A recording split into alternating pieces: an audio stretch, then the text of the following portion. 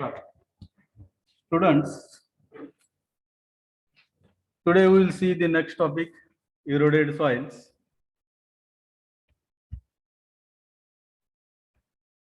As we know, the soil erosion is a slow process which occurs continuously and it is relatively unnoticed or can occur at an alarming rate, causing the serious loss of the topsoil. During the soil erosion, there is a loss of the topsoil takes place, and this erosion of the soil may be caused by the water or by the wind or other things. But whatever this erosion of the soil which takes place, it is a continuously unnoticed process. Or sometimes it may be at alarming rate, which may cause the loss of the topsoil. Soil erosion reduces the cropland productivity. As and when the topsoil is removed, it will reduces the productivity of the cropland as well as contributes to the pollution of the adjacent water courses, wetlands and lakes. Particularly as and when this soil erosion is carried out by the water, along with the flowing water, it will give the removal of the soil particles from the topsoil, which will remove the nutrients from the topsoil, and whatever the soil particles which are removed, that will be added to the adjacent water courses, wetlands or the lakes where these soil particles get settled. Besides this, whatever the crops which are cultivated in these soil erosion soils or soil eroded soils, this productivity of these crops get reduced. If we see the definition for the soil erosion, whatever the detachment and transportation of the soil mass from one place to the another through the action of wind, water in motion, or by beating action of the rain and biotic factors is known as the soil erosion. Detachment, that is the removal of the soil particles. Then these soil particles are transported from one place to the another place. And this action is carried out either by the wind, blowing winds, either by the flowing water or by the beating action of the raindrops or the biotic factors. That detachment and transportation of the soil mass from one place to another through the action of wind, water in motion or by beating action of rain and biotic factor is known as the soil erosion. Then we will see the factors which causes the soil erosion. One of the most important factor is the soil. Soil compaction, low organic matter, loss of soil structure, poor internal drainage, salinization, and soil acidity problems are the other serious soil degradation conditions that can accelerate the soil erosion process. Whenever there will be the compaction of the soil, whenever the soil are low in their organic matter content, as and when there will be the loss of the soil structure, or as and when there will be the poor internal drainage, salinization of the soil, or the soil acidity, all these are the serious soil degradation conditions which will accelerate the soil erosion process. Another factor is the water. Greater the intensity and duration of the rainstorm, higher the erosion potential. As we know, particularly water erosion takes place during the rainy seasons. And as and when there will be the higher amount of the rain, greater the intensity as well as greater the duration of the rainstorm, it will give the higher erosion of that soil. The third factor is the wind, and particularly the velocity of the wind causes the soil erosion. Higher the velocity of the wind, higher the soil particles are removed from one place and it will be deposited to the another place. Thus, this velocity of the wind also causes the soil erosion, as well as other biotic factors. These also causes the soil erosion. Thus, if we see the important factors which causes the soil erosion, in that soil itself is the it will develop the degradation conditions and accelerate the soil erosion processes. Secondly, water, greater the intensity and duration of the rainstorm, higher is the erosion. Wind, higher the velocity of the wind, there will be the higher wind erosion. As well as the biotic factors, all these will causes the soil erosion. Effect on the soil erosion.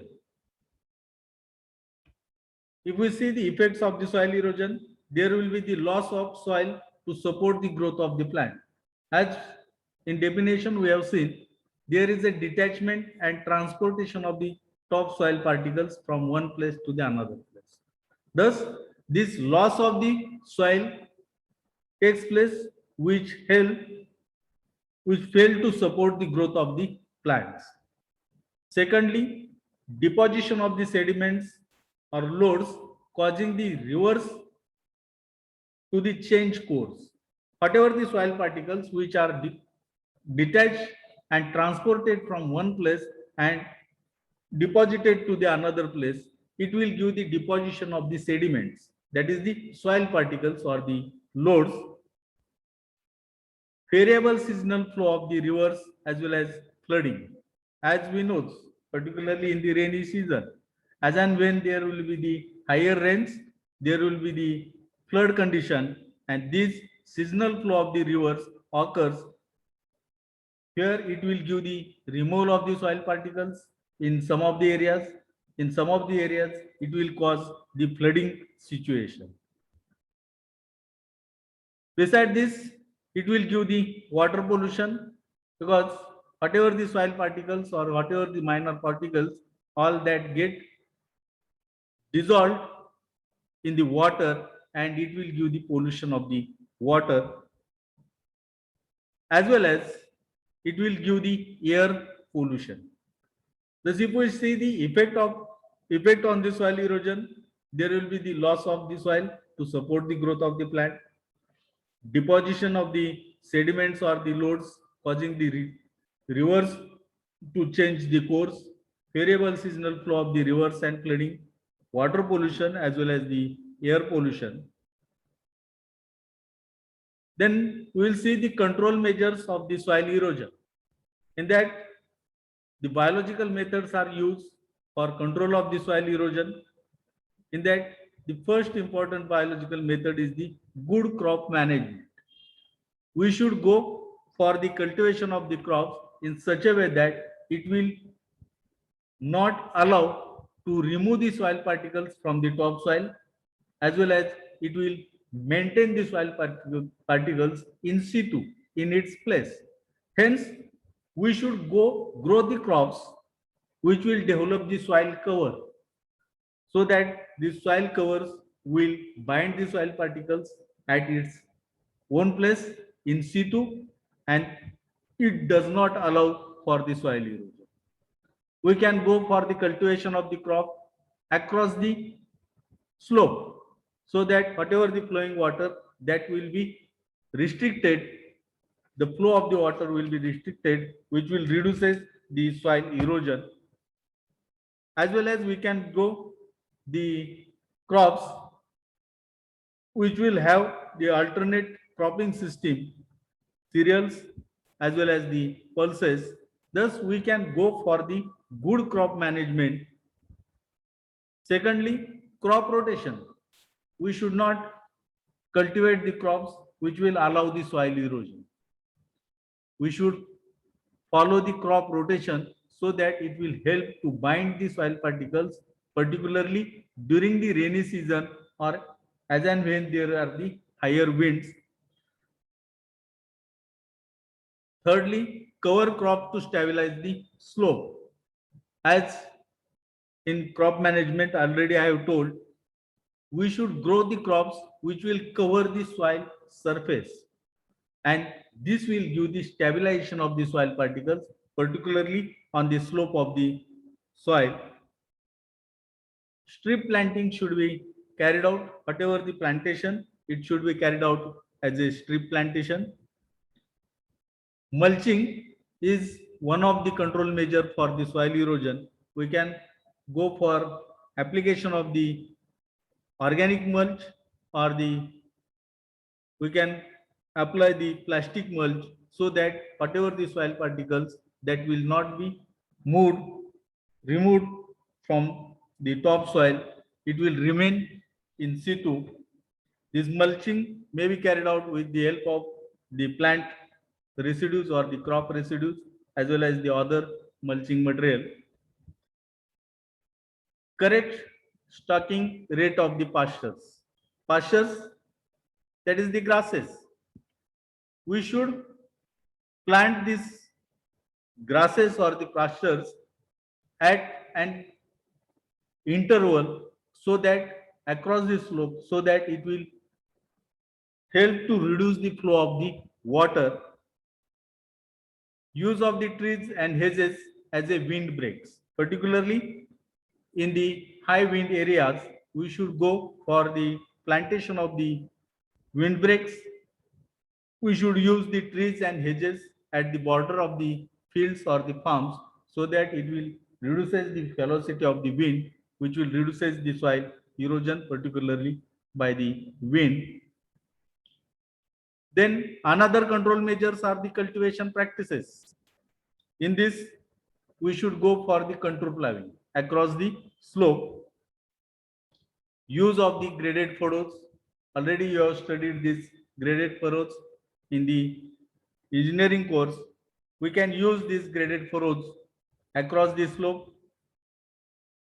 We should carry out the minimum tillage operations, because as and when there will be the minimum disturbance of the soil, it will reduces the soil erosion. Hence, minimum tillage operations should be carried out in these farms, which will help to give the control for the soil erosion. Third control measures are the mechanical protection. In this, we can go for the graded channels to remove the excess quantity of the water from the fields. We can construct the absorption terraces, where the flowing water will get stagnated, the velocity of the water will be reduced, and it will act as a absorption terraces. Whatever the soil particles which are removed from the upper side, that will get accumulated in these terraces, and further movement of the soil particle will be stopped. We can go for the bench terrace. Already you have studied this absorption terrace, bench terrace in the engineering, as well as we can go for the irrigation terrace. Thus, for the control measures of the soil erosion, we can adopt the biological methods, we can adopt the cultivation practices, or we can go for the mechanical protections. By adopting these control measures, we can minimize the soil erosion, which will be carried out by the water, or which will be carried out by the wind. Soil compaction is the process in which soil particles are packed together in closer state of the contact, indicated by a change in bulk density or the porosity. As we know, whatever the soil composition, the soil consists of the 40% mineral matter, 5% organic matter, 25% air, and 25% water. That is the optimum soil composition. But as and when this compaction will take place, these soil particles are packed together in closer state of the contact, which will change the bulk density, which will change the porosity, reduces the porosity of the soil. And this process in which the soil particles are packed together in closer state of the contact, indicated by change in bulk density or the porosity, is known as the soil compaction. Changes occurs due to the soil compaction. It will give the compression of the soil solids. whatever the soil solid particles, these will be packed together in a closer state, and hence it will give the compression of the soil solids, compression of the liquid and gases. As the soil particles are in closer state of the contact, it will reduces the porosity, and thus whatever the 25% water, that 25% water content will be reduced due to the compression of the liquid. Due to the compression of the soil particles, it will give the compression of the liquid as well as compression of the gases. As and when the soil compaction takes place, it reduces the porosity of the soil, which will also reduces the water holding capacity of the soil, and thus this compression of the liquid as well as the gases occurs. Changes in the liquid and gas content in the pore spaces, both the macro and micropores. Whatever the macropores and micropores, it will hold the air and water within it. And as and when there will be the compaction of the soil particle, it will changes in the liquid content of the soil as well as the gas content of the soil, which is present in the pore spaces. Either it may be present in the macropores or the micropores. Rearrangement of the soil solid particles occurs due to the soil compaction, because as and when the soil particles are packed together, it will give the rearrangement of the soil solids, soil particles. Thus, if we see the changes which occurs due to the soil compaction, there will be change in the soil solid particles. It will give the compression of the soil solids. It will give the compression of the liquids as well as the gases. Changes in the liquid and gas content in the pore spaces, particularly in the macropores and micropores, as well as there will be the rearrangement of the soil solids. Soil cracking, it has high relationship with the phenomenon of the swelling and shrinkage, which arises due to the expansion and contraction of the soil mass. You might have been observed these black soils, particularly in the Rabi season, it will give the development of the cracks. Why? Because you have studied the soil colloids, in that whatever the montmorillonite type of the clay minerals which are present in these black soils, these will have the swelling and shrinkage property. Swelling and shrinkage property means upon addition of the water, these soil particles will give the swelling, and upon removal of the water due to higher temperatures, it will shrink the soil particles.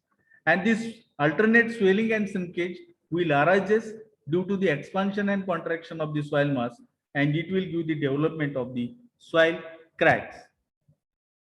Soil crusting is the phenomenon which is associated with the deterioration of the soil structure, where the natural soil aggregates will break and disperse.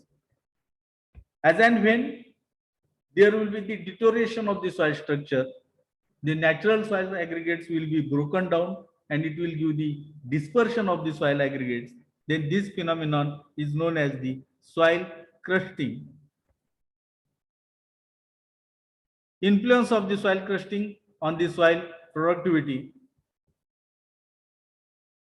This soil crusting occurs as a serious barrier for the seedling emergence.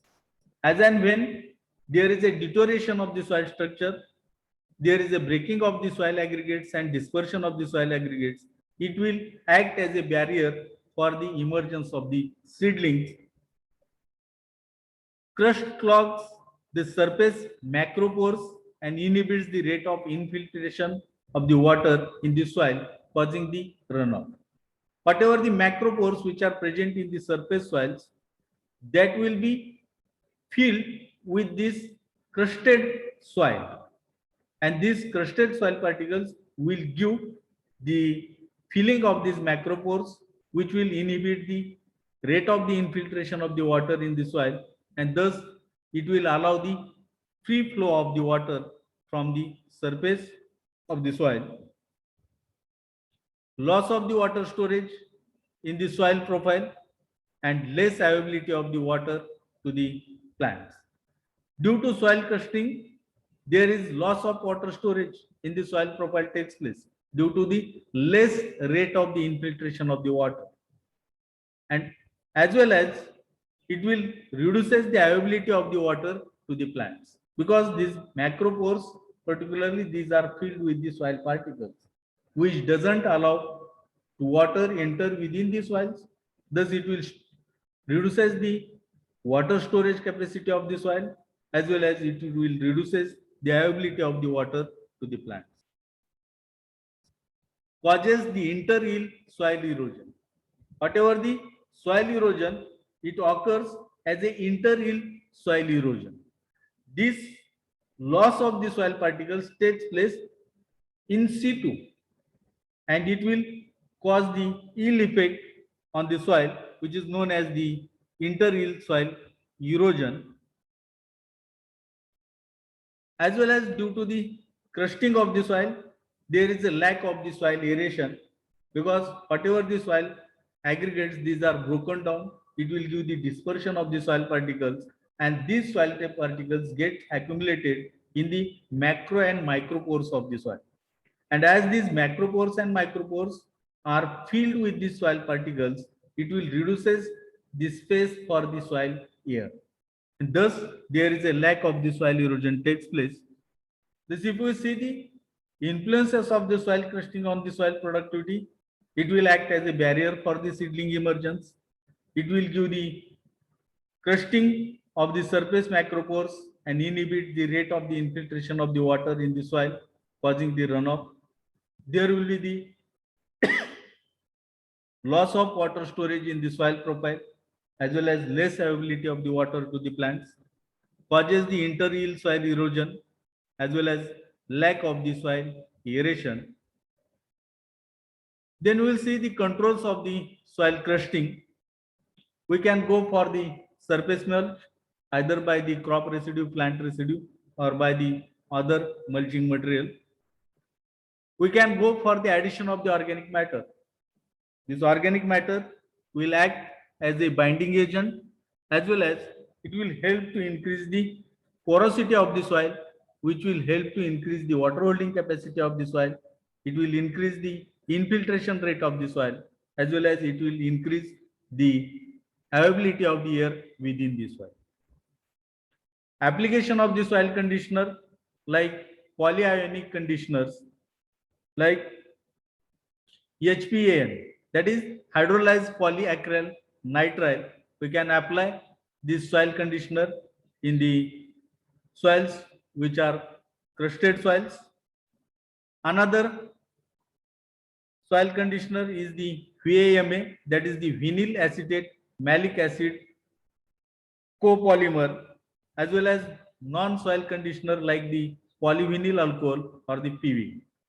These polyionic conditioners can be applied in this crusted soil to reduce the soil crusting. Application of the gypsum pyrite, particularly in the sodic soils, lowering of the exchangeable sodium percentage, minimize the crust formation. Already we have seen what is the role of sodium, particularly in the problematic soils, particularly in the sodic soils. The higher amount of the sodium will give the higher dispersion of the soil particles, and hence it is necessary to reduce the exchangeable sodium percentage from the soil.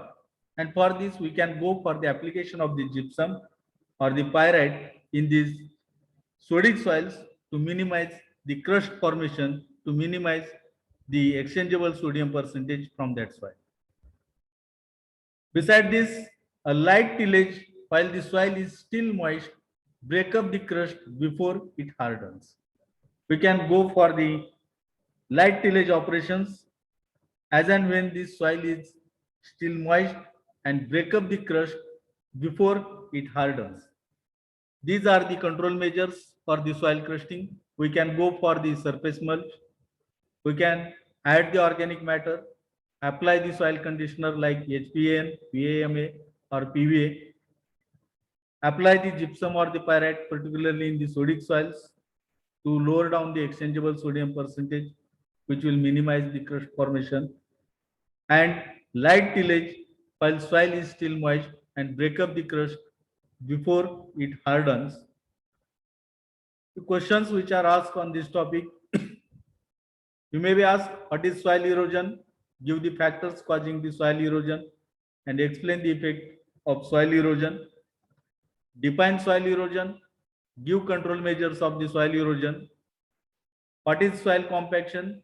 Give the changes occurring due to the soil compaction. What is soil crusting?